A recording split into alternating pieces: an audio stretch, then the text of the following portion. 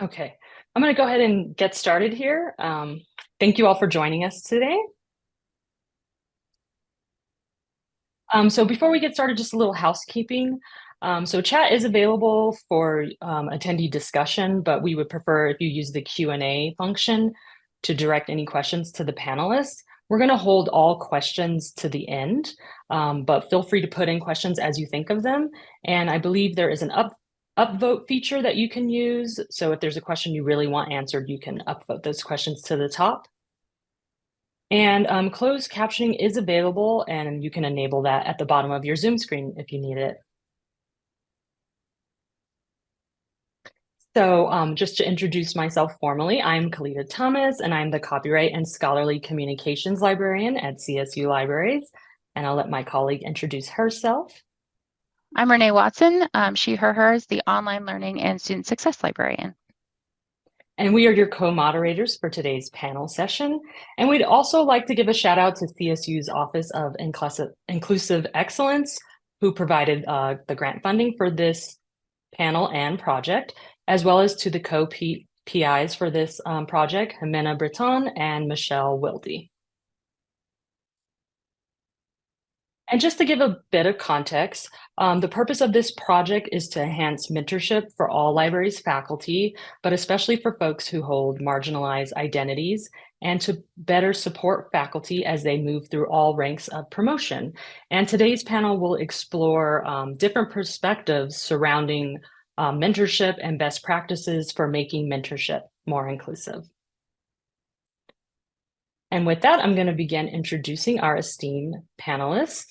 So first we have Lijuan Xu. She is the Acting Director of Research and Instructional Services at Lafayette College. And Lijuan oversees the library's information literacy program. She's the author of a number of publications, including the 2020 article, From Coloring the Academic Landscape to Integral Players of the Community. Our next panelist is Bailey Wallace, and she is the Access and User Services Department Head at Auraria Library. And Bailey is an ambitious, analytical, passionate librarian interested in connecting communities to libraries through access services, creative programming, and library management. She is a kind person, proud book floozy, and an avid cardboard video gamer. I'm into video games too, Bailey, so awesome. Our next panelist is Christine Kreger, and she is the professional development consultant at Colorado State Library. And Christine is passionate about providing the tools, training, and support library staff at all levels need to provide amazing services to their communities. And last but certainly not least, we have Juliann Couture, and she is the Director of Researcher and Collections Engagement Team. And Juliann is an associate professor at the University of Colorado Boulder, where she has held multiple roles, including social sciences librarian and head of the business library. Her research is focused on studying the student experience, information literacy, and mentoring and leadership development for academic librarians. So welcome to all of our panelists. We're very excited to have you here today. And so now I'm going to kick it off to Juliann to begin this session. All right. Thank you to CSU for hosting this and for inviting me. I'm very excited and thrilled to be here. So I was asked to speak about mentoring and career support for mid-career academic librarians. And I wanted to talk first a little bit about how I got here and the explorations that I have done around understanding the experiences of mid-career academic librarians. When I first began at the University of Colorado Boulder about a little over a decade ago, we had undergone one of our campus reviews, and they had identified that something that was necessary across campus, but specifically in the libraries, was a structured mentoring program that would help people through different tenure and promotion processes. So while our initial focus was on getting folks through tenure, since we are an academic institution where librarians have faculty status and we get tenure and have publication requirements, there was also at the time very few full professors, which creates different types of issues. So we were also tasked with looking at that. And as we examined different mentoring programs and the research on mentoring, realized there was very, very little around mid-career. And I'll also say that mid-career is a little bit of a thorny term because it's ill-defined and it can mean a lot of things. But generally, it's after those first few years of your career where you have, become a little bit more accustomed to the expectations of your role, but also before you're really thinking about retirement. So it could be maybe anywhere, from after 5 years of being in the profession to about maybe 5 years till you're ready to retire. And so with that, it's also hard to say that there's one particular way to do mentoring and development for mid-career librarians, because it encompasses a very large portion of your academic career. And so professions change, people change, and then job responsibilities will shift. So there's lots of different ways, as well as personal things that will influence your attention to your career that will constantly require examining growth and development. And then also recognizing that there's going to be ways that people will want to learn new areas and maybe look at promotion in terms of rank for those who have the opportunity to go through different ranks, as well as opportunities for pursuing leadership or depth of knowledge in a different position. So a few years ago, with two of my colleagues, Jennifer Knievel and Jenny Gerke, we embarked on a study for looking at what are the mid-career experiences of academic librarians. For this particular piece, we tried to scope it in a particular way, and it resulted in 2 different publications, which I've cited here, and I encourage you to read them because some of the quotes that I think we received from folks was really interesting. But in order to have it be a little bit more scoped, we focused on institutions that were classified as R1 institutions where librarians had faculty status. This was a little challenging to figure out, but we did our best and sent customized survey links to a little over 1,000 tenured academic librarians. We had a 38% response rate, and you can see sort of who was able to respond. And then we also had, at the end of the survey, an opportunity for respondents to indicate that they were interested in discussing more in depth with us their experience as a mid-career academic librarian. The responses were far more than we expected. The survey included both maybe ranking questions, yes, no questions, as well as some open-ended, and the amount of responses that we received was flooring, to say the least, and really influenced how we chose to structure our conversations and discussions for the semi-structured interviews. And for that, we sent 171 invitations. We conducted 17 interviews total. And you'll see that we aim to also have a breakdown of associate and full professors based on sort of our survey responses to mirror those. And we do have gender listed in here. We do not have race ethnicity because the numbers were fairly low, I will say that the racial and ethnic makeup was not as diverse as the profession as a whole. However, in order to also compare it to the academic librarian cohort we were studying, those numbers are difficult or not tracked to that level in order to examine racial and ethnic diversity. So we did not put anything in here, but and there's a little bit more of a discussion in our article, but it, I think, will also indicate that there are issues of racial and ethnic diversity at higher ranks of associate and full professors in promotion at R1 institutions. We had asked folks not just about availability of mentoring, but general aspects of Is it encouraged for you to go up for promotion? Are you encouraged to be a full professor? I think something else to note is that we knew this, but it was also stark to see it through the responses of the differences, even within public R1 institutions that have faculty status, the differences in how ranks were determined, evaluated, and the entire process. So whether it be whether or not folks are eligible for sabbatical, if people take them, what the workloads look like, are there specific distributions, what are your publication requirements? All of that was vastly different. And I think also speaks to something else that the profession has to grapple with around librarians inhabit different roles at different institutions, whether it be faculty or staff, or in my previous institution, we were what was considered an academic professional. So we had a promotion process similar to tenure, but didn't require publications. So all of that creates a lot of different nuance for how to provide overarching professional support. But a little bit about what we heard.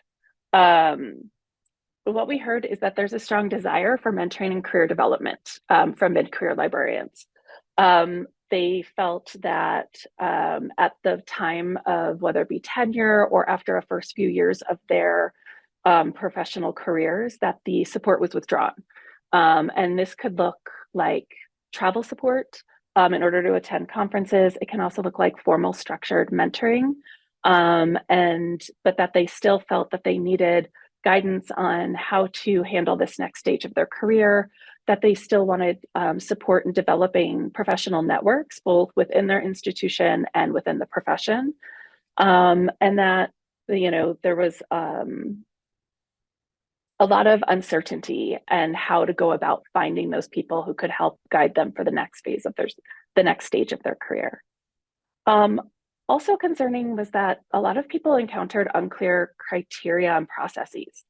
A lot of comments were made around the amount of clarity that was that institutions had worked to make for tenure and early career support of trying to reduce barriers in those ways. What is it? What are the actual expectations? There's always going to be some level of nuance to these types of promotions, but how could it be clearer and provide more support for the process, but that had not yet been done at the level of going for full professor or even for leadership roles. And that what they found is that the processes that were there were often haphazard and oftentimes problematic, whether it be up to the dean's discretion, up to the committee of full professors to, decide if someone was ready, but without a particular set of structures for people to ask and get insight into when they might be prepared to go up. But also there was a lot of variation of criteria in terms of, in some instances, people needed a second master's to get tenure, and sometimes they needed a second master's in order to get promoted to full. And the same for, they might not have needed those things at the time of tenure, but to get promoted to full professor, they needed to demonstrate some type of leadership. And what that looked like was unclear and undefined. Also that political factors. In some cases, dean's discretion felt very much like it was playing favorites. And the same with whether it was, for up to the committee of fulls, whether it was, are you seen as one of the, I think one of the terms was, are you one of the anointed ones? Have you been, decided to be the person who should continue to progress? And then one person said, after tenure, it became all about rumors and other people's experiences that they shared. And then something that I think comes up quite a bit is that after the first few years of support, that people faced a lot of unbalanced workloads and work-life challenges. And unbalanced workloads can be taking on additional service commitments, additional, workloads or leadership and management, but as well as things like whether it be being a caregiver in some way, either for parents or for children, but other things that challenged folks to be able to provide the necessary time and dedication to continue to progress their careers, because it felt that in order, especially if research and publication was a part of the expectation, that was expected to be done outside of work. So it wasn't part of your integrated and part of your day-to-day work. It was nights and weekends. And that oftentimes things, especially around service, were based, often fell to women and people of color without a particular recognition of what do those service workloads look like and how to balance them. And so based on this, wanted to talk a little bit about supporting mid-career librarians, and first as individuals, what you might be able to start doing. And I think one of the big things that shows up a lot in mentoring research, and something that we heard a lot in our research, is the emphasis of seeing mentoring as a network rather than one person to guide you. Oftentimes, mentoring is approached as, this one sort of all-knowing person who will help guide you through different stages of your career, and really recognizing that your professional and career success can oftentimes be through a network of folks.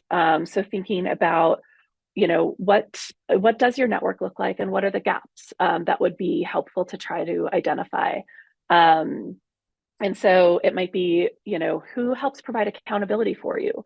Who do you think demonstrates an excellent way of being able to say no to certain service commitments, even if they care about them, know that it's not possible? Who seems to, who has gone up for promotion or gone after a leadership opportunity and demonstrated the path that might provide some reflection for you? I think also one of the things that we heard is that a lot of people were unfamiliar if their organization had mentoring opportunities outside of their individual library. And so I know here at the University of Colorado, our entire university has made strides to have different mentoring opportunities across the university. So there's different types of supports based on the point you are at in your career and the different things that you're facing, and trying to do also things more like affinity groups, but also what other opportunities are through professional societies, and keeping an eye out for what people might be doing grassroots level. Also, something that came up a lot was people getting a lot of support from their peers in order to help identify structural barriers that maybe they wanted to help one another advocate for, and also share knowledge and networks. And the other piece is thinking a lot about intentional career planning. And again, this might not be one of those things where you're like, in 5 years, I want to be a dean, but rather I believe that I would make a good leader and I want to have some of that development. Who might I need to talk to? Who could support me? And also that will probably change on a regular basis. And I was already talking about how mid-career is a pretty long stretch of your career. So thinking, how might this need to happen every few years in order to examine where am I and where might I want to go? And then also thinking about what are those personal and structural roadblocks. Some cases, I want to be clear, there are pretty toxic workplaces that will not provide support for your growth and development. But also sometimes it's a matter of, do I have to get a second master's in order to have the career that I want? And what would that look like? And how might I be able to do it? And I recognize that that's not always possible. And then more importantly, I want to talk about what organizations can do, because I do think that supporting continued growth and development for librarians shouldn't be a burden to individuals, but should rather be something that our organizations are supporting, like the growth and development. So I think providing mentoring and career planning for librarians across career stages is incredibly important.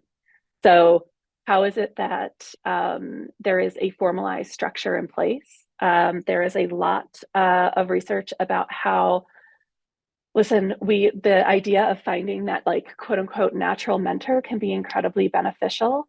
However, that tends to benefit very specific people. And since oftentimes people are looking for ones who remind them of themselves in order to mentor. Formalized structured mentoring can help people develop networks and also know who to ask. So the people who you are assigned, whether it be an individual or a group, can oftentimes, with additional supports, lead to greater networks and support.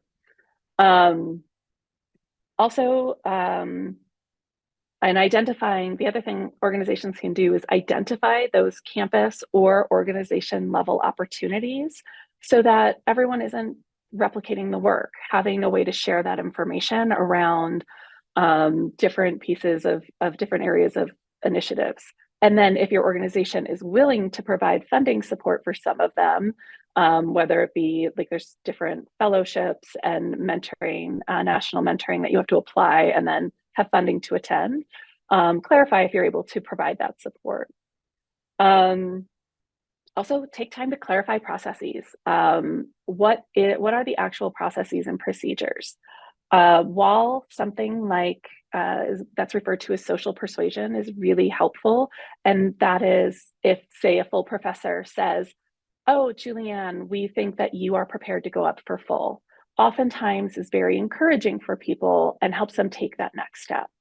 However, if it is not done in a manner where everyone is reviewing it, and you're not reviewing the, all associate professors to say, what is their publication record? What type of excellent work are they doing? And how is it that we are, reviewing that every single year to help provide that encouragement? It's often done in an equitable way. So ensuring that you are building a process in which to do that. And sort of along that line is the workload balancing and noticing. One of the more effective ways of having balanced service loads is to actually track them as an organization. If you have specific committees and assignments that people have to be a part of, actually noting who is doing what can be illuminating. And that you just sort of see the gaps and who is serving on what committees and who is doing a bulk of the workload. And then also thinking about how, as people, get further on in their careers, they're happy to help take some more of that workload to support early career librarians, but making sure that we're not letting it go too far and considering that balancing. And if sabbaticals are available, finding ways to provide that support for time and ways to go. And, the last one of examining structural barriers, I think is, sort of in a lot of those other pieces. What are some of the biases that we are recreating? What are some of the assumptions we have about how people will pursue promotion or leadership opportunities? And thinking about other ways to build structures of support and noticing that continue to develop everyone throughout their careers. And I think that is all the time that I have. So I will pass it on. Thank you. Thank you, Juliann.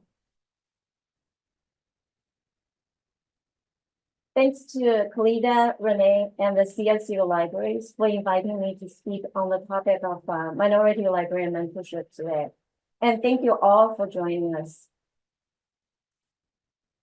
I want to first acknowledge the three colleagues with whom I presented at last year's ACRL conference: Chris Dye, Rebecca Hempkins, and Orlando Belfers. Today's talk is largely based on that presentation. It will draw from a survey we conducted. The goal of our study was to find out what minority librarians' mentoring experiences are like, what barriers exist for those seeking such partnerships, and how we can enhance mentoring and mentoring programs. For the purpose of our study, we define minority librarians by race and ethnicity. The survey was conducted between November 2022 and January 2023. We received 136 responses. 94 of the respondents are academic librarians. I'm going to turn off my video since we're having problems. Sorry about that. Here is a breakdown by years of service in the profession. As you can see, the bulk of responses are from those who have 10 and fewer years of experience. Those with 5 to 10 years consist the largest group.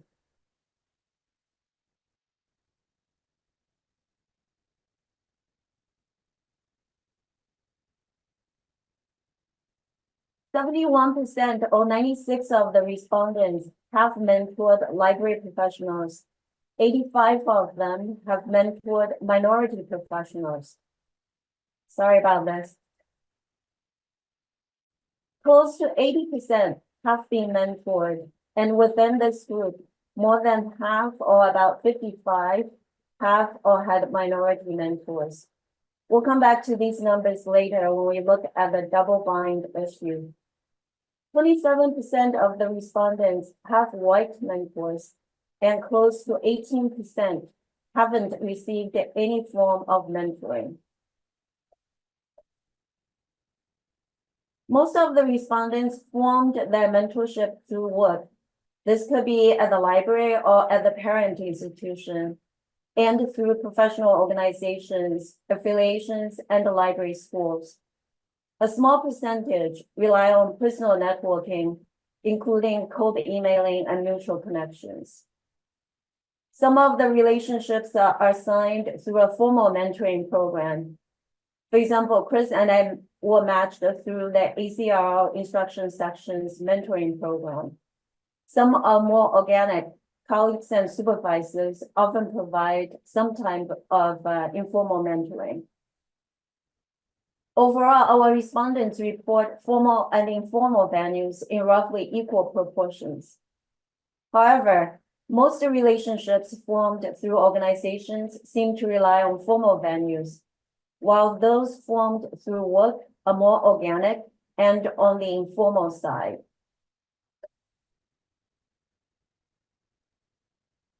This is the case even when we look at mentors and mentees' experiences separately. More informal mentoring at work and formal relationship through organizations.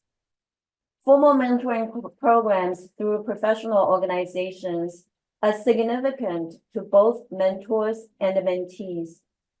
In terms of workplace, it plays an essential role for mentees since that's where most of the mentoring relationships are developed. These pieces of information are important when we consider barriers to forming mentorship. Here are some of the factors that prevent people from seeking mentorship.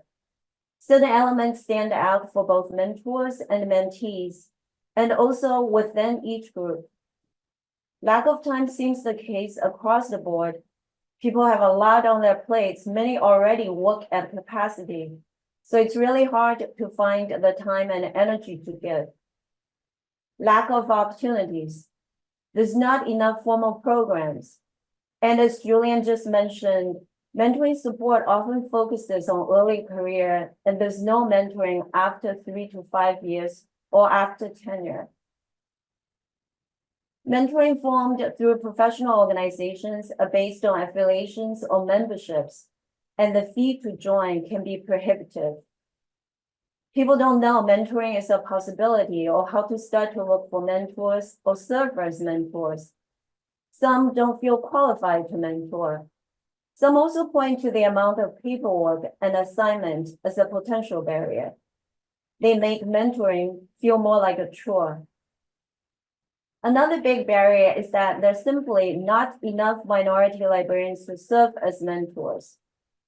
People have difficulty finding mentors with the same ethnic and racial background. Some also feel guilty about asking people of color to be mentors. And as I mentioned earlier, 85 of the 136 respondents have mentored minority professionals. Among the 110 who have been mentored, about half of them have or had minority mentors, roughly translating into 42 respondents who have mentored minority professionals and who have also been mentored by other minority librarians. This underscores the double-bind issue that minority librarians are searching for mentors to advance their own careers, while at the same time, they're being asked to mentor other underrepresented groups. Minority librarians are often overburdened with service requests from administrators and student groups. The ramifications of this are that they're spread thin with commitments. Additionally, there is a lack of reciprocal mentoring in the academic community, and often there's no recognition or compensation for the work that they provide. All these negatively impact BIPOC professionals. In addition to these barriers to forming mentorship, our survey shed light on the ways through which mentorship can be impactful to minority professionals. Mentorship provides a safe space where mentees can be honest and authentic. They can share stories and challenges at work. This includes the ability to speak openly and freely about race and culture-related issues. Many mentees are often the only librarian of color or one of the very few librarians of color at their institution. They mention how important it is to have a mentor who can understand what they're going through and who can validate their experience. It helps break the isolation and makes them feel they're not alone or crazy.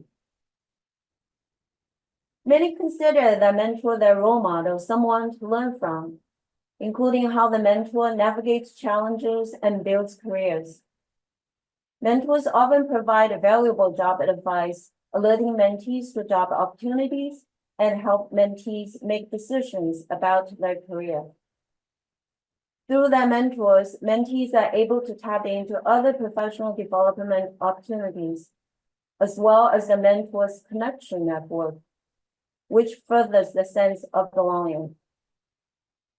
Mentees appreciate the insights that their mentors offer about the profession and the workplace, such as the tenure process and what pitfalls they should be aware of. The encouragement from mentors also help build mentees' confidence. Given these benefits of mentoring, we wanted to know through the survey if and where mentoring falls short of the expectations. Some of these areas are the same as those that prevent people from seeking mentorship in the first place, such as the lack of time. Mentors are too busy or hard to connect with. They're not proactive.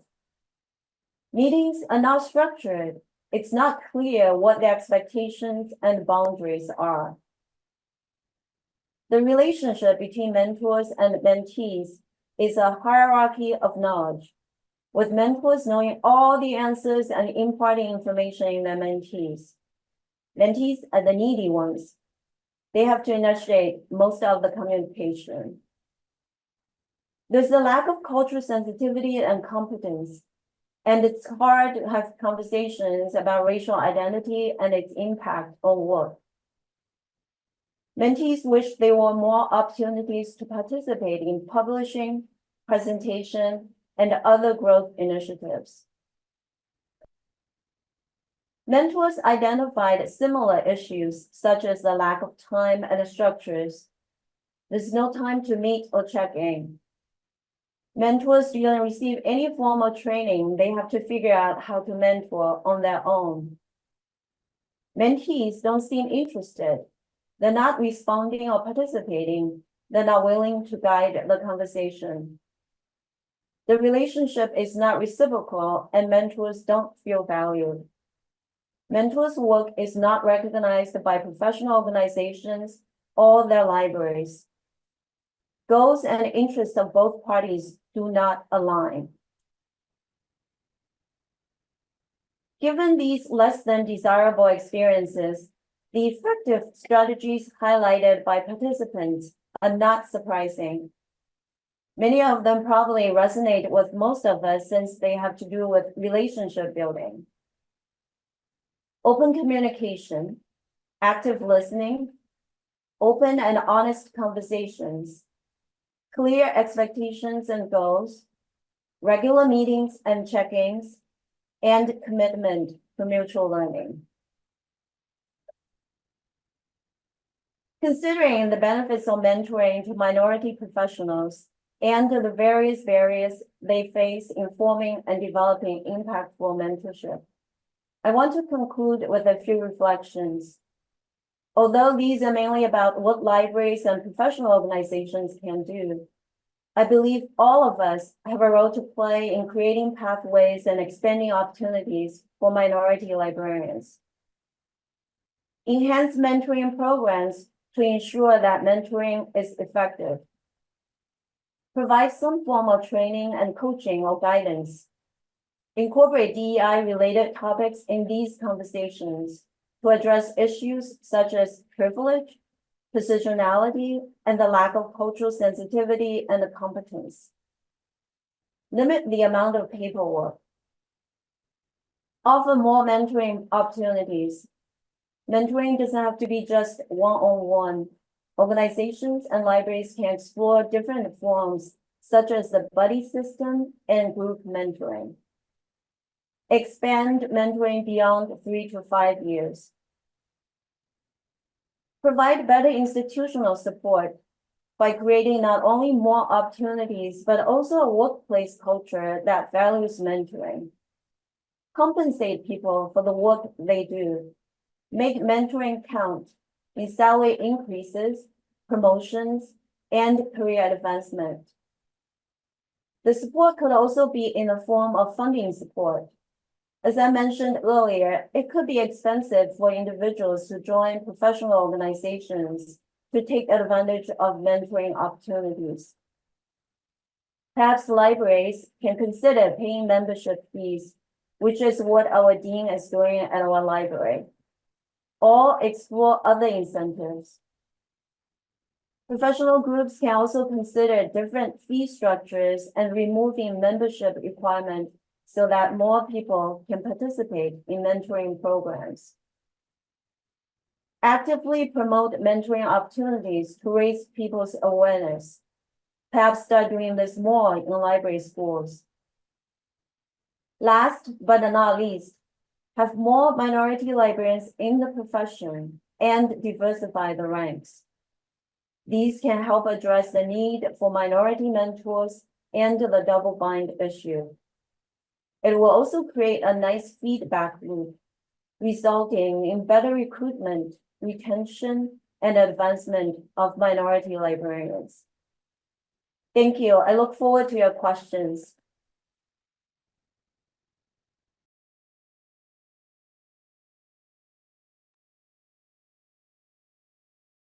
So once again, I'm Christine Kreger, and I'm the professional development consultant for the Colorado State Library, and I am the current chair for the Colorado Association of Libraries Mentorship Program. It's a mentorship interest group, and it's now in its 5th year. So Rose Nelson, if anybody's from Colorado, Rose Nelson from the Alliance of Research Libraries contacted me way back in 2019 to see if I wanted to help create a mentorship interest group for our State Library Association. Mentoring was becoming a hot topic in Colorado, as you can see by the previous conversations. So we applied to the Colorado Association of Libraries to become a formal interest group, and then we worked with Donna Walker and Padma Polipeti from the Jefferson County Library District, and Bailey Wallace, who will be speaking just after me, who is part of this panel, to get the interest group started. And the mentorship program formally launched at the Colorado Association of Libraries virtual conference in September of 2020. So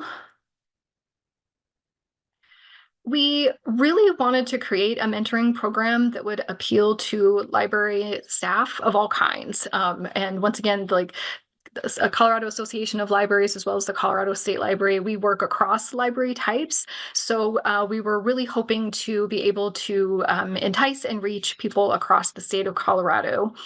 We also wanted to hopefully foster equity, diversity, and inclusion by empowering library workers, library administrators, information professionals from marginalized and underrepresented groups to participate. And you can see our objectives on the screen here. We really are hoping to diversify leadership in the Colorado library community. We wanted to establish both formal and informal mentorship experiences based upon participant need, and I'll talk a little bit more about what that looks like. We wanted to understand some more about the barriers for career and professional growth, and so seeing the previous panelists, some of their research is very helpful for that. We want to promote a culture of inclusion and equity, and then also be able to share mentoring best practices back out to the larger Colorado library community.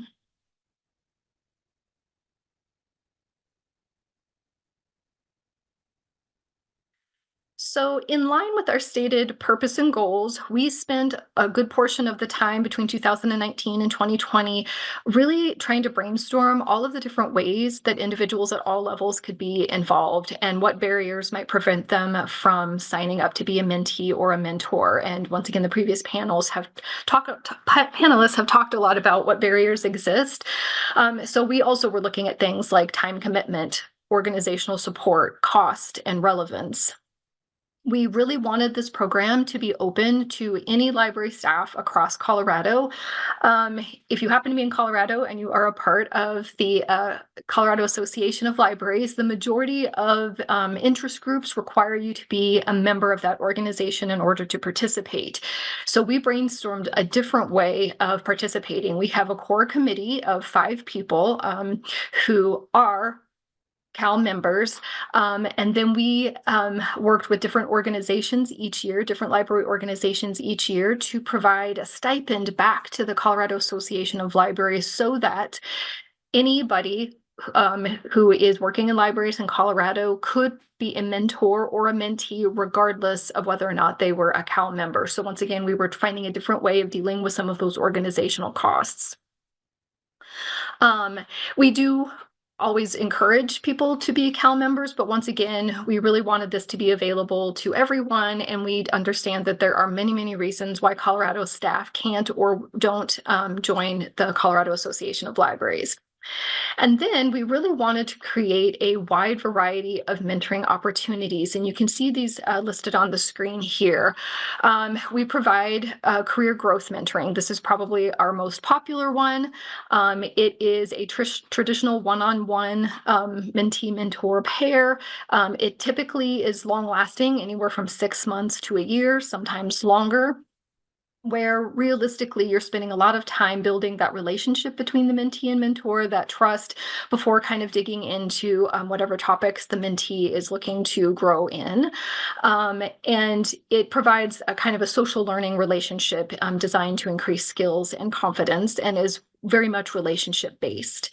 Short-term mentoring is also a traditional one-on-one combination, but it's for shorter term goals. So it might be anywhere from 2 to 4 to 5 months. And so it might be that somebody is preparing for a job interview, or they just received a promotion and are kind of looking for how to get off on the right foot, or there's a problem that they're needing to address in their work. So it emphasizes knowledge sharing a little bit more over that relationship development, and tends to be a little bit less formal. The job shadowing and informational interview options are ways that we can allow interested mentees to learn more about different library roles, different library types, perhaps, specific organizations, other areas of interest. So we added this option also for our kind of busiest mentors and mentees. So job shadowing is typically an in-person experience that allows for discussion, observation, maybe even participation in some of the job duties of the person that they're shadowing. Typically a little bit more time intensive. You may spend several hours, up to a day, maybe even a couple days doing that shadowing, whereas the informational interview can be done either in person or online. And it's more based around discussion and conversation, maybe 30 to 60 minutes in length. And we actually have a set of questions that we can send to the mentee to help them prepare for what that might look like, give them some ideas of questions that they might ask. speed mentoring is one of my favorites. We've actually done this 3 times at our Colorado Association of Libraries conference in 2021, 22, and 23. So it's a fun twist on speed dating where interested mentees and mentors get about 6 to 8 minutes, depending on how long your actual session is, to engage with one another before they move on to the next person. This model provides an excellent opportunity for a mentee to meet multiple potential mentors that could lead to a longer mentoring relationship, or just allow them to get a wide variety of feedback, perhaps on a resume that they've brought with them, or once again, a problem that they've brought that they can discuss with somebody for a little while. Once again, it makes a great conference session. I'd be happy to share more information about how we've done it in the past. We do tend to recruit some mentors in advance, but kind of open it up once again to anybody who can attend that time slot.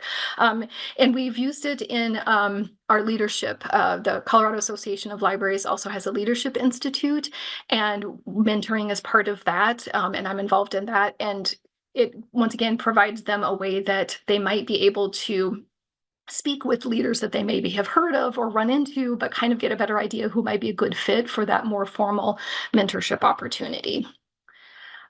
We have also used mentor spotlights. It is very low-hanging fruit. So basically, we reach out to people to be able to showcase the leadership talent that we have here in Colorado.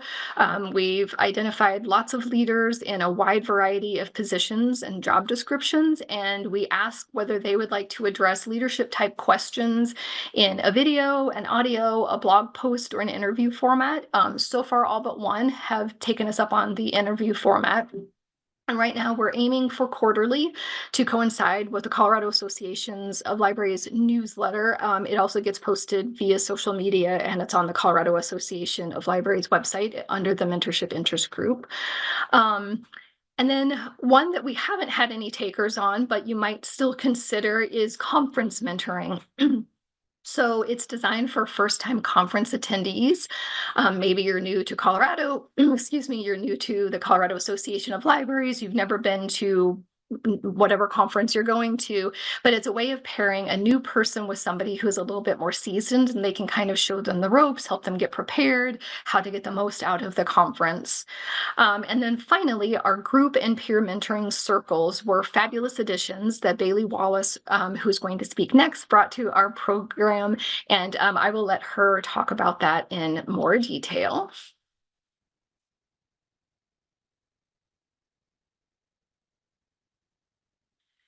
So, excuse me, since we launched the program, we have had 41 matches over those years, not including peer and group mentoring, also not including about 75 who attended our 3 different speed mentoring events.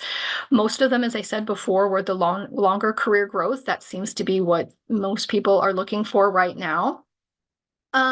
We spent a lot of the second year really trying to figure out how to evaluate this program. We wanted to make sure that while we were really excited, especially at the beginning, with how many people signed up and continue to sign up, the program is really only going to be as good as it is useful to the people who are signing up for it. So during the second year, we were very deliberate in thinking through a process of creating the evaluation process as it is now. We really wanted to assess whether the experience was useful, whether it is rewarding, is it empowering to the mentee as well as the mentor. And then we also wanted to be able to gather the demographic data and any other data points that would help provide insights for us to keep refining and building this program. So we were able to work with a previous staff member for the Jefferson County Libraries, who is a PhD in research methodologies and statistics, to develop a more detailed evaluation. And surveying is now done across 3 different time points: when people sign up to be a mentee or mentor, around the midpoint for especially the career growth and short-term mentoring. We don't interrupt speed mentoring in the middle to find out how people are doing.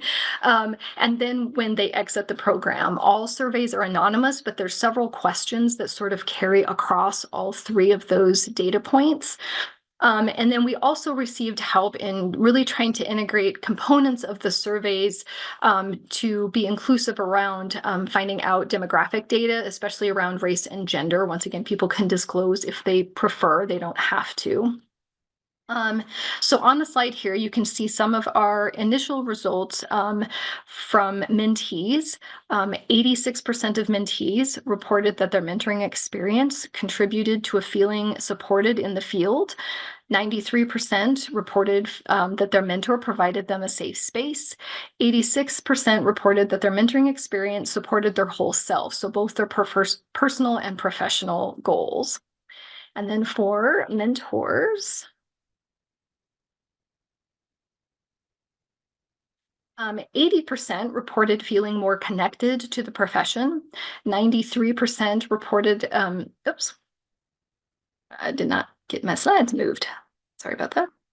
Oh, nope, I just copied the wrong step. So I'll redo the stats. 93% rated the experience a 9 or a 10 out of 10, and 80% would and actually have signed up again. So my apologies for the incorrect stats on that second slide there. So what are we doing moving forward? In 2023, after almost 4 years, all of the other 4 committee members rotated off. So I'm the only one who is currently on from the original batch. So I spent a good portion of last year onboarding 4 new committee members and really creating some living documents in Google Drive about the hows and whys of how everything was created, procedures, things that we can change as we discover new things that work and don't. And we're also really trying to work on some more targeted marketing since the initial launch. We have marketed to MLS programs. We have reached out to Reforma Colorado, who is very involved in the development of library services and programs to meet the need of the Latino community. I meet quarterly with a group called the Front Range Trainers that's made up of training specialists and HR directors, and I'm constantly reminding them that this mentorship opportunity exists and that it is free for anybody to sign up. We have marketed to the Colorado Association of Libraries new professional groups, trying to connect that, and then doing ongoing recruitment for mentors. It kind of ebbs and flows, and it sometimes feels like we have more mentees than mentors, so we have to do a little bit more marketing, and then vice versa. And I will say that a good majority of the people who have used the program thus far are from public libraries. But we have had quite a few academic librarians in Colorado sign up to be mentors. So I need academic mentees to match them with, if that's who's going to make the best match. So now that we're fully staffed, we've got 2 committee members that are really going to dig a little bit more into the data, making sure that we're reaching our stated purpose and goals, especially in regard to reaching underserved or underrepresented groups. And I look forward to your questions as well.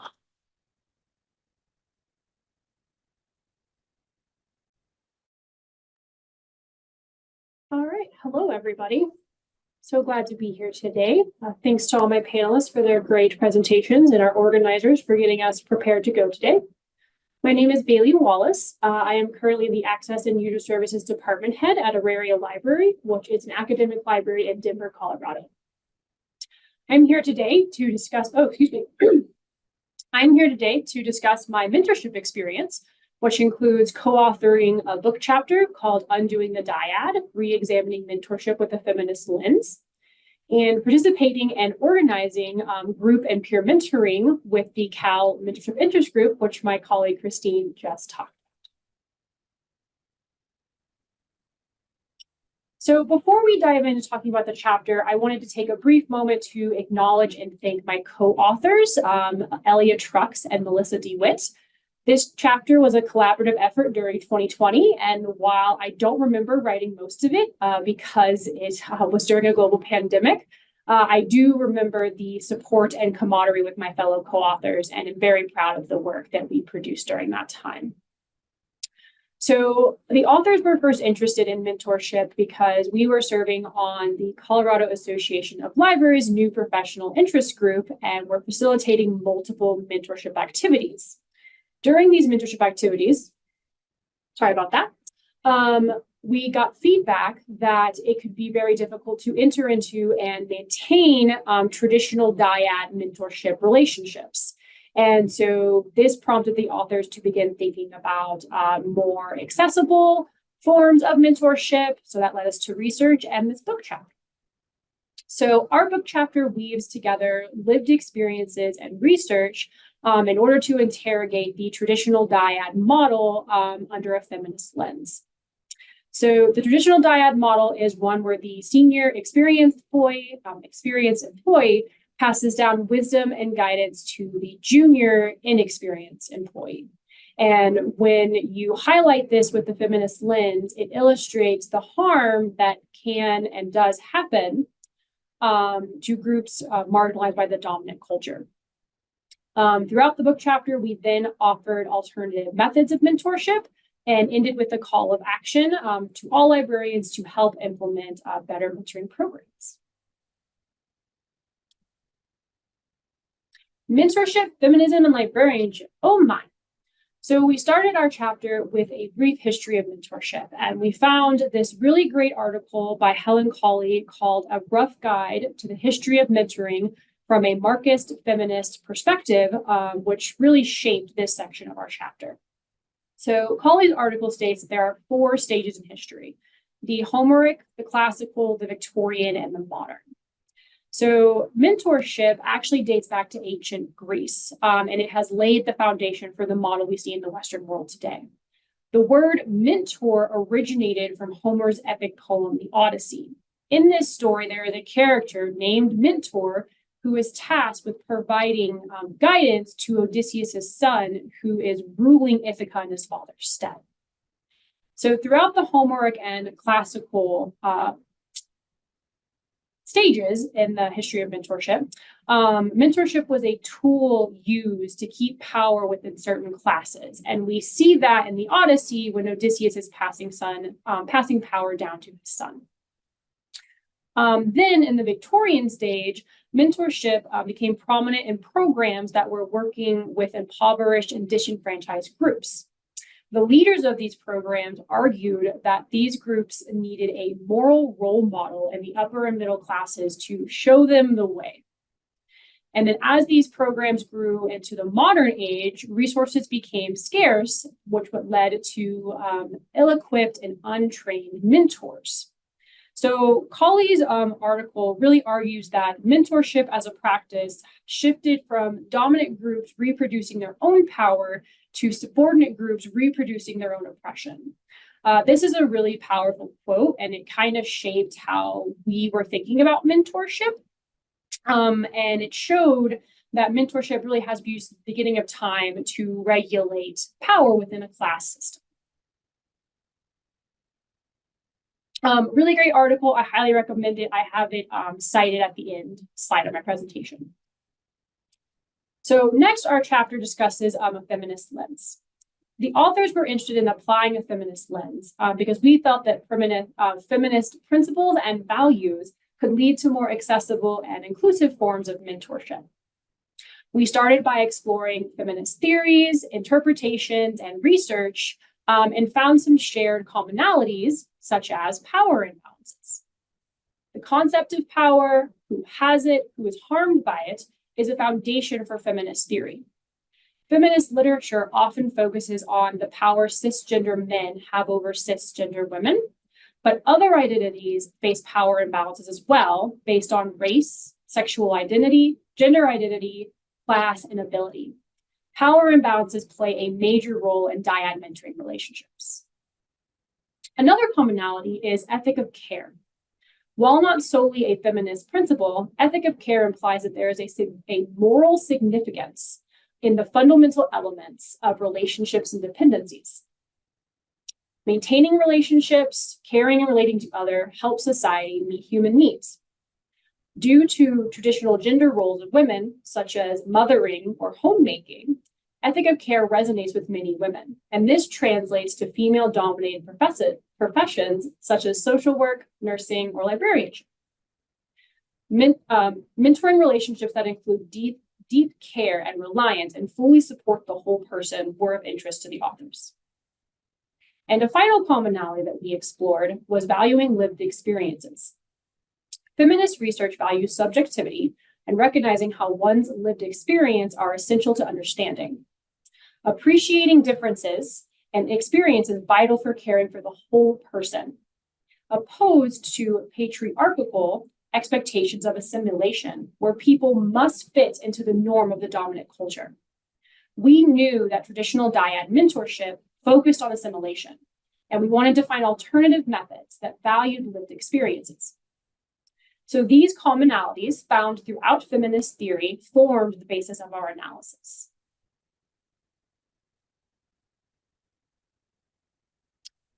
Tying this back to our work, feminism and librarianship. So a pink collar profession are professions that are care or relationship oriented, are usually staffed predominantly by females, and the work is undervalued and underpaid. Librarianship is known as a pink collar profession, and it can be traced back to its conception. So in a speech to the Association of Collegiate Alumni, Melville Dewey, known as the father of librarianship, described natural qualities that made women good for library work.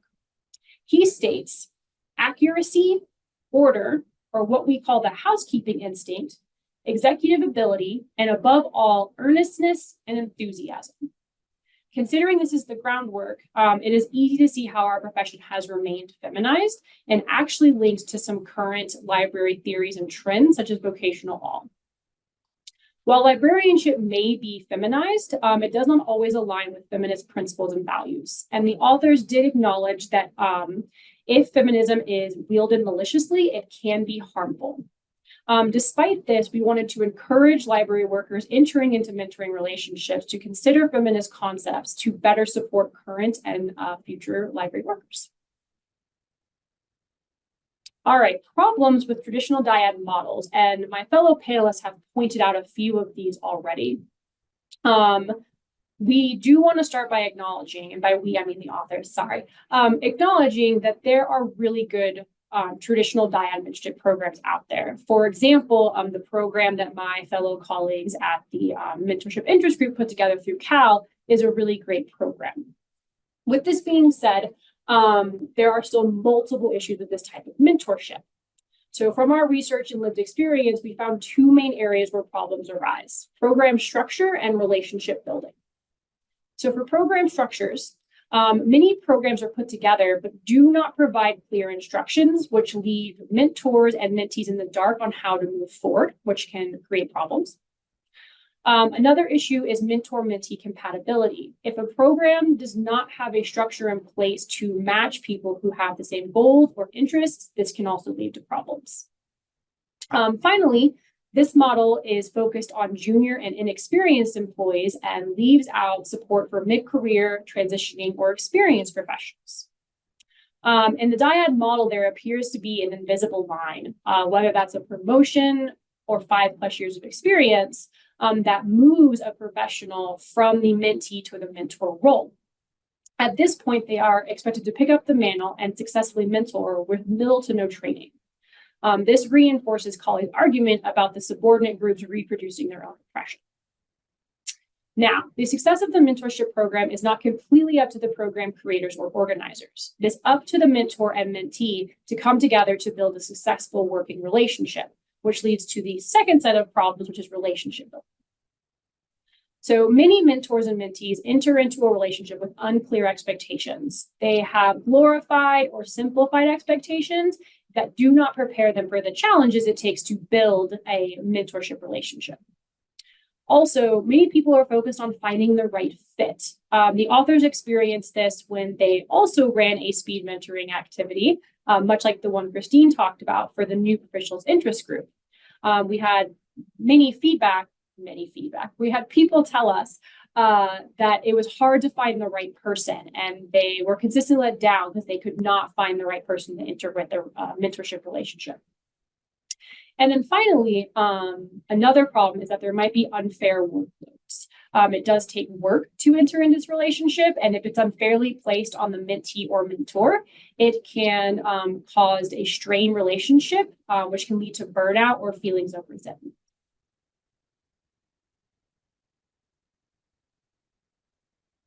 So while the problems with program structure and relationship building can be fixed, when you apply a feminist lens, it illuminates problems that are much more thornier and cannot be fixed. For example, power imbalances. So by structure, Dyad creates a potentially harmful environment as mentors, even ones with good expectations or experiences, have power over mentees, because within the mentorship pair, there is an understood hierarchy in which the mentor occupies the position of power. Another thorny issue is that society has assumed that one style of mentorship can help all people grow. And traditional dyad mentoring relationships aim to support a mentee in acquiring skills that make them employable. Sorry, I lost my spot. Oh, instead of focusing on the whole individual. So the lived experiences and narrative that people expressed are devalued, as dyad mentorship focuses on assimilation over support. So the focus of prioritizing employability and assimilation over the needs and well-being of employees devalues the relational labor and that people put into mentoring relationships, making it invisible. Mentorship is not valued by institutions as highly as other service obligations and may not be recognized in annual reviews or other formal evaluations. Using alternative, more inclusive forms of mentoring name and value this work. So we've laid out some problems. Let's talk about some solutions, which are alternative forms of mentorship. So the first one I'd like to talk about is group and peer mentoring. So we were interested in group and peer mentoring because it removes the hierarchy structure found in traditional dyad models. So group mentoring is exactly what it sounds like. Instead of two people coming together to form a relationship, a group of people come together to share experiences and build a network of support. Peer mentoring is similar to group mentoring, but instead of just a random group of people, everyone involved shares a commonality, such as status, interests, or position. Next, we have many-to-many. Many-to-many and peer mentoring are similar, but where they are different is there is a formal mentorship leader role in many-to-many. There is a hierarchy structure, but the power is shared between multiple mentors, and it helps to create growth within the group. And then the final one is many-to-one. In this form of mentorship, the mentee has many mentors they can reach out to for the support. Unfortunately, there is not much research on the many-to-one mentoring model, but it has potential. Increasing an individual's access to a network of mentees and peers can offer more opportunities to exchange ideas and gather different perspectives. So to conclude, I want to briefly talk about my experience organizing and participating in alternative forms of mentorship through the CAL's Mentorship Interest Group. So from 2020 to 2023, I organized 5 to 7 group and peer mentoring groups. I used the structure that the Mentorship Interest Group had in place to get people to sign up and show they were interested in this type of mentorship. And I also relied on my professional network. Once I had a group formed, which I recommended having at least 4 to start, I had one group though that had upwards of 20, which was a very fun group. I started off each group or peer group with a logistics meeting. And during this meeting, we talked about how frequently people wanted to meet, the duration for when they wanted to meet, be that 6 months to a year to longer. We set community guidelines to help create a safe space where people could be brave. And this really set up the group for success. I did run a survey in order to get feedback from everyone who participated. And people expressed that they appreciated a judgment-free space to talk about problems at work or shared lived experiences. Some challenges they faced were logistics. It is difficult to get a group of people together at one given time to discuss things. Also, it could be intimidating to build relationships with people you have not met. And finally, many people expressed that they had difficulty carving out time for this professional development opportunity. And that concludes my presentation. Thank you so much.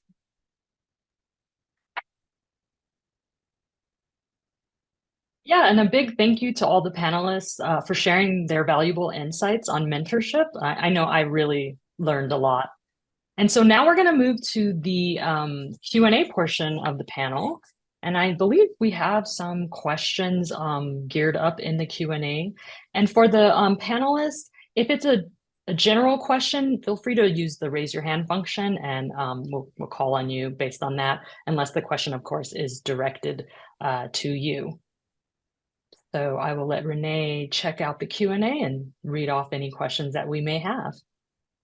I'm going to go back one slide so people can get Bailey sources, because there were a few questions about that. And then let's see, some questions were answered through typed responses, but I do have some other questions for you all. So one question is, if you were wanting to start a mentoring program for your library, how would you best start?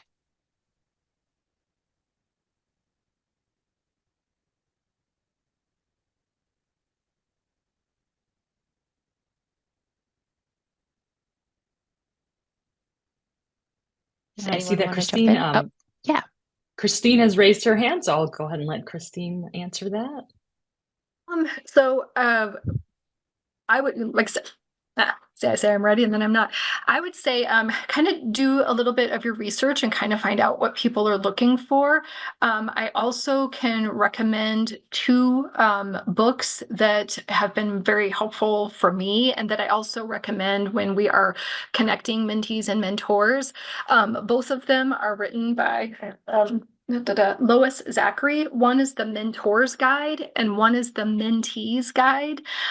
You can, if you're in Colorado, there's only a prospector. They literally walk you through a bunch of different things to think about for your specific kind of situation, how you want to set it up, how it might work virtually, all of these things, as well as activities that both mentors and mentees can work through. The other thing I would say is give yourself a lot of time. It took us about a year for the Cal Mentorship group to figure out sort of how we wanted to process this before we even marketed it. And then also make sure that you have people in place who can actually do the pairing.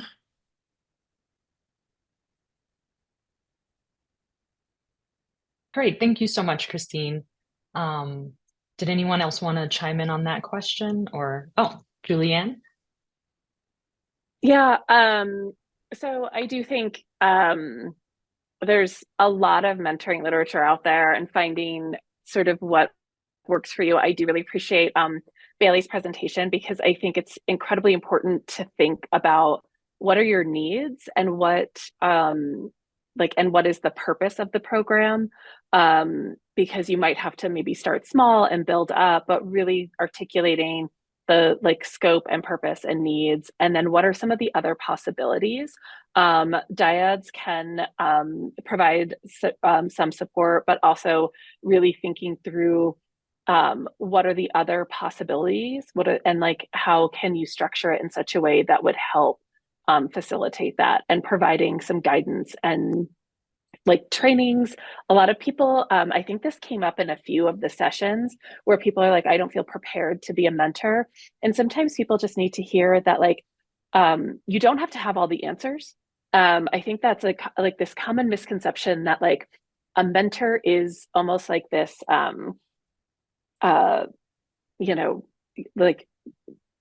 a very enlightened guide who can tell you everything, and rather this idea of knowledge sharing and support and connection, and then also asking not just about that acculturation or guide into the piece, but also problematizing some of the steps, why do we do it this way, what is the actual role and purpose, and do we have to ask harder questions and change things, and leaving the possibilities and pathways, and making sure people are on board for that as well.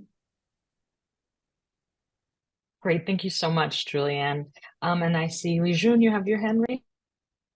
Sure. I think one thing that I need to turn off my camera again, sorry. one thing I would like to add is a lot of schools provide mentoring programs for professors or faculty members.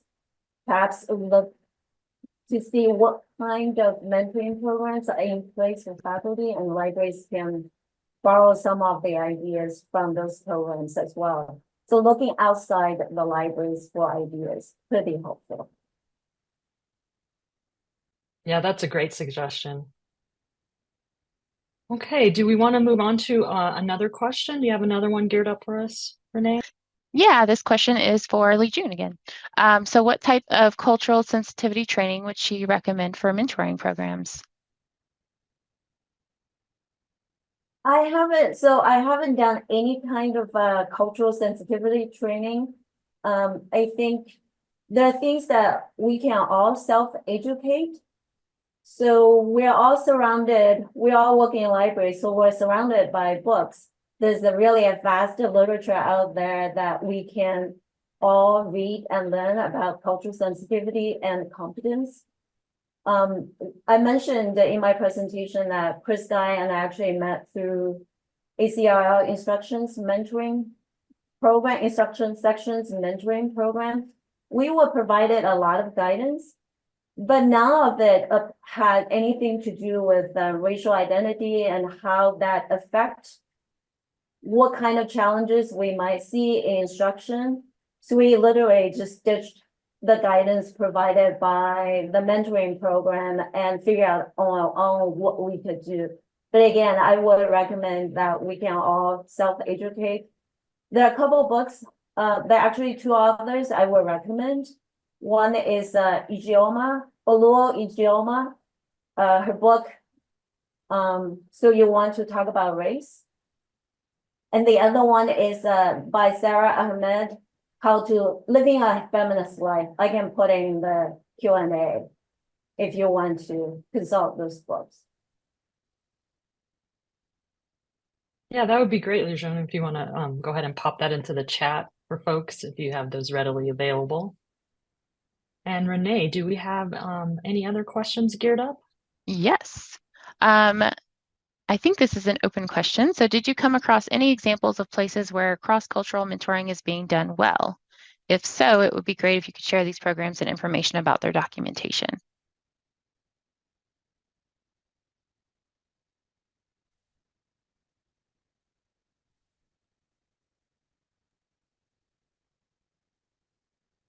I think our panelists are pondering that question.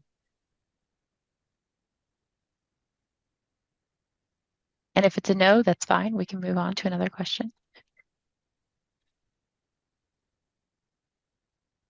I had to dig back into my citation list for my chapter.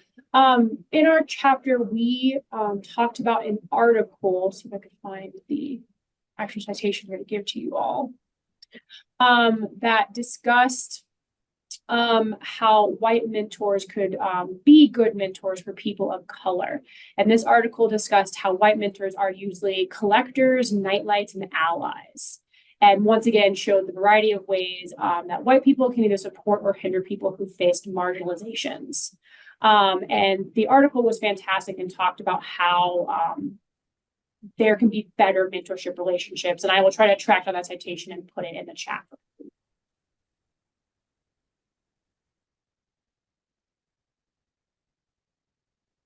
Awesome. Thank you so much, Bailey. Does anyone else want to take a stab at answering that question? Or if not, we can move on to the next.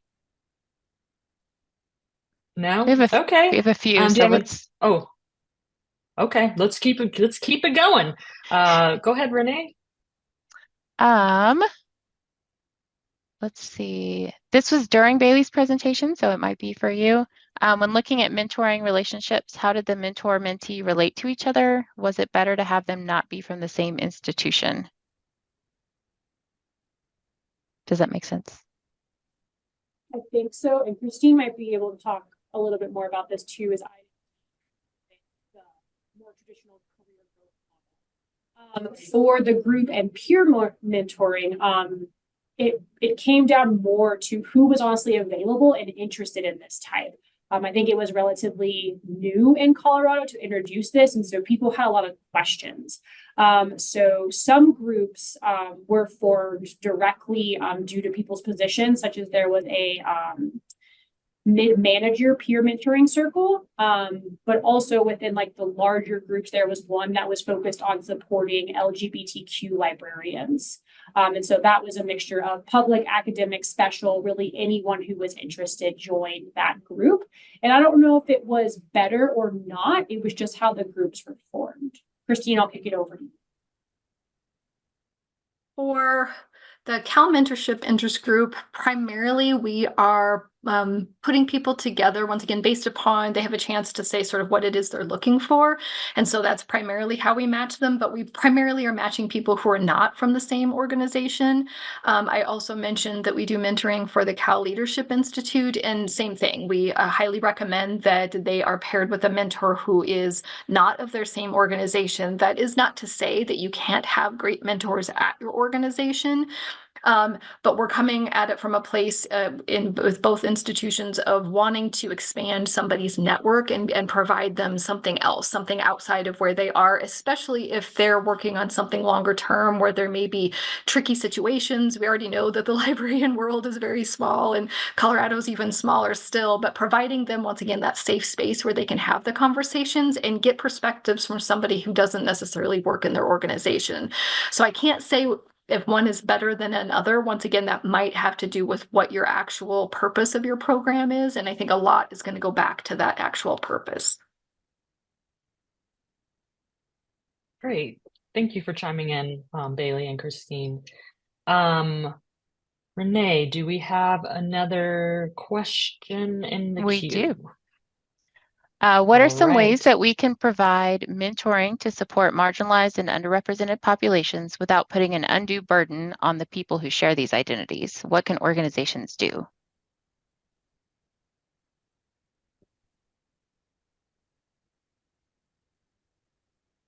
I'll be happy to take a stab at it. I think one of the things that organizations can do at first is to recognize how much work that is involved, how much time commitment that requires on the part of minority librarians. And that recognition is a very first step. And also compensate people for the kind of work that they do. Awesome. Thanks for that, Lijuan. Anyone else want to take a stab at that question? I will also add, and I think this was mentioned in one of my fellow panelists' presentations, but if you are not able to find someone within your organization, helping people look outside at programs that are being run well, and then covering the fees for them to participate in those programs, because that can be a huge financial burden for people. Thank you, Bailey. I see someone has their hand raised. This is a Zoom webinar, so you can't unmute yourself and ask a question. So if you do have a question, please put it in the Q&A and we'll try to get to it. I know we are getting close to time, but we have, I think, a time to answer a couple more questions. You want to give us a few more, Renee? Yeah. So what are some strategies to improve mentor-mentee matches? The lack of mentor volunteers can significantly impact this.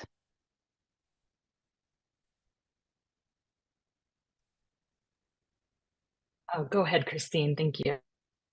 Just speaking kind of from what I've done where mentors are self-selecting, they're voluntarily kind of signing up for the program. The more information we can get from both the mentor and mentee about what it is, like why they're both signing up, the better. And then when we have not found, because sometimes we'll have more mentees sign up than we actually have mentors who have registered, we may go looking in our own networks or each other's networks. I rely on the committee as well to just check in with somebody else and see. You know, I recently had a teen services librarian who was looking for a mentor who also had kind of some STEM background.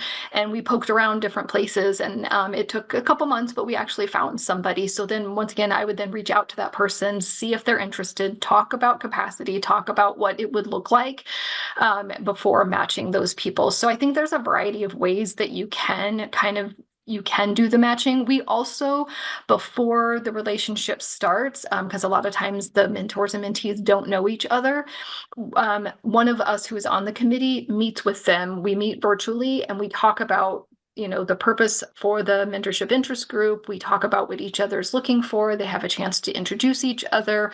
We go over documents and book recommendations like the mentor and mentees guide, to try to get them off kind of to this on a great footing moving forward, so that they're not having to like cold call each other, which would just be kind of like awkward. So those are just some things that we do. Awesome. Thank you so much, Christine. And Renee, you have time for maybe one more question to wrap things up? That is perfect. So this is a big question though. So anything you all want to quickly share? What are your best practices for supporting mentors?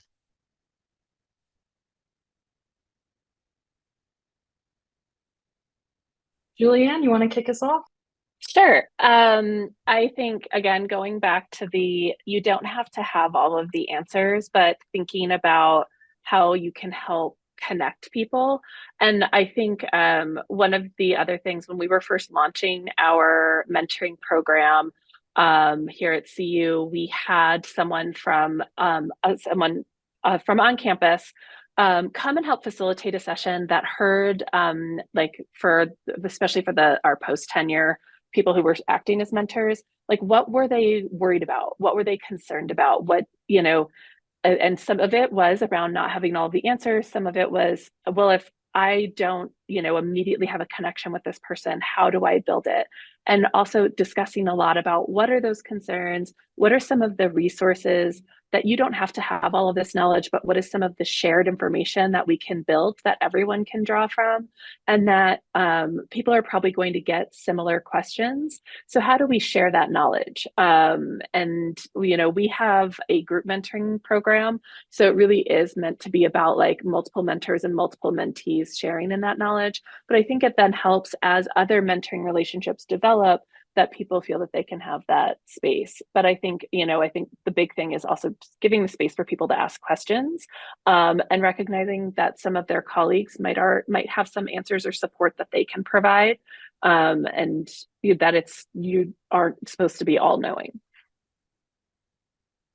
Great. Thank you so much, Juliann. So we are almost at the top of the hour. Time sure does fly. I know I've thoroughly enjoyed myself. I'm sorry that we weren't able to get to all of the questions today, but if you do have some questions, the panelists are gracious enough to share their contact information for everyone, so you can email them directly and reach out to them, and I'm sure they'll share all their wonderful resources that they have and with everyone. And one final thank you to the panelists. This was a great session. And if you do have any questions for myself or Renee about this mentorship project, feel free to reach out to us. And just thank you everyone for joining us on a Monday. And I hope you enjoy the rest of your day. Take care.